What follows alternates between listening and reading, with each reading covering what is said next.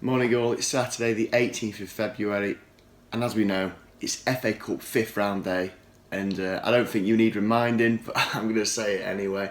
And as we also know, Stoke aren't in the FA Cup and as a consequence it's the weekend without Stoke, which I've said before, there's not much worse things going on. When Stoke aren't playing, it's dull, there's nothing to do but shop, watch telly. It's just a bit dull, nothing to get excited about. So what I thought I'd do is I put a little video out there to maybe just spark your imagination a little bit, reminisce a little bit. And what I want to reminisce about is the Victoria Ground. We're approaching 20 years now since we left the Vic, and I can't believe how much has changed in that time for Stoke City, how much the club's changed, the players, the board, what we've been through, what divisions we've been up and down through. It's been an unbelievable 20 years, and as we sit here today, we're in a very, very good position. I think you'll all agree. Despite looking like a young teenager, I can assure you that I'm 30 years old and I've got a reasonably decent memory of our time at the Victoria Ground. And I just wanted to take you all through a few things, a few memories of my own personal memories from my time at the Vic. The first thing first time that I ever went to the Victoria Ground, I actually went for an England under-18 game with my granddad, I believe. It was England-France. Sol Campbell was the captain. It's a little bit hazy on the details. And I remember going to it and straight away you knew it was a special place. Even though it was only an England game, there was just something really rustic about it and friendly. People were kind of buzzing and milling about the place. And I just knew that it held something a little bit special then, and I loved every second of my first ever trip. When I first got into Stoke, we had a season ticket with my dad, my brothers and my granddad in the Sentinel stands. And from what I remember of the Sentinel stand, it was a combination of wooden seats and plastic seats, and our season tickets were still in the wooden seats. And I remember the old clunky way they used to kind of fall down when you'd push them.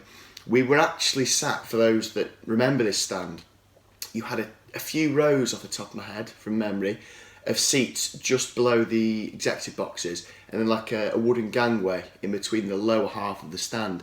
Our seats from memory were just on the back row of the lower gangway, and me and my brothers, we could never see fully onto the pitch. So what we used to do was we used to perch on the top of the backs of the seats just to get a better view of the grounds. I also remember the programme sellers would march up and down this gangway well into the first half trying to flog the last remaining programmes. I also remember there's a bloke near me who used to smoke a cigar, and I remember the smell just wafting away.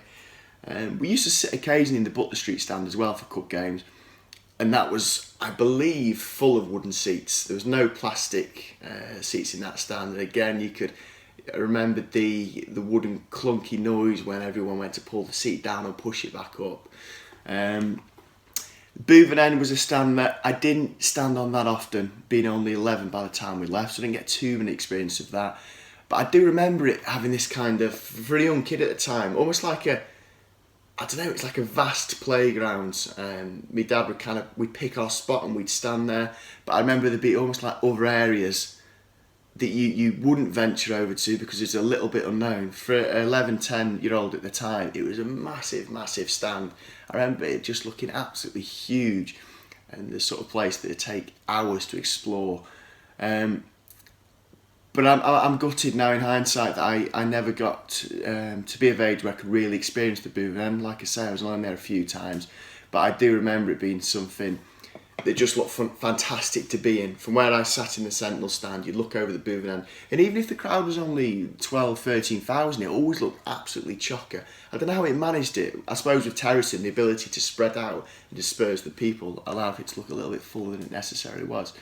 Other things that come to mind from the Victoria Ground, I remember the huge potholes in the car park. I remember driving through the little, you went up the A500, you had to go round under a tunnel, if that makes sense to anybody, to get to the car park. I remember the tiny club shop, and this is even from a 10-year-old, I remember the tiny club shop around the back of the Butler Street stand / near the away end, and there was always a programme seller outside of that. And it's just, it's great memories, and I wish I experienced it more, because from my brief time there, I remember how great it was. I remember some great games there. I remember beating Vale there 2-0.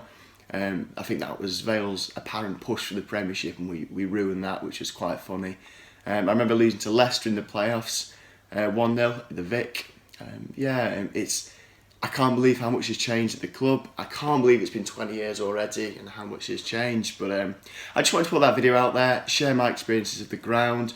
And I'd love for you guys to comment below, like the video. Just let us know of your fondest memories of the Victoria Ground, but more specifically, what little things you remember, what little tiny details. Like I say, I'm putting stupid things out there like the potholes and the club shop and programme sellers and cigar smoke wafting about. But let us know your personal details of the Victoria Ground, what you remember about the place, what you miss about the place. And thank you for watching. Drop us a like and of course the comments. And we'll see you next week for Spurs, I believe.